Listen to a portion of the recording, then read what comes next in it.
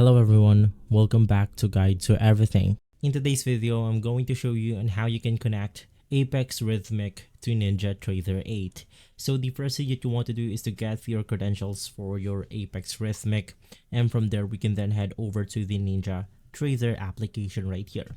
The first thing that you want to do inside the application is to simply click on Tools, click on Settings, and then you want to enable a setting called multi-provider right here. You will be able to see this setting inside the general under preferences, and from here just click on the multi-provider, click on apply, and then click on OK. From there, to connect your Apex Rithmic, just click on connections, click on configure, and inside this page you will be able to see the Rithmic for NinjaTrader brokerage right here. Now inside this page, just double click on it and you will be able to add it into your configured options. In here, you then have the ability to change your connection name to any name you want to.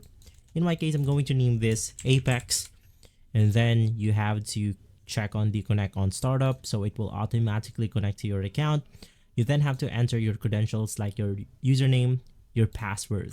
Click on apply, and from there it will then log in your account every time you open up NinjaTrader. If this video has been helpful, leave a like, subscribe, and follow Guide to Everything for more videos like this. Thanks for watching.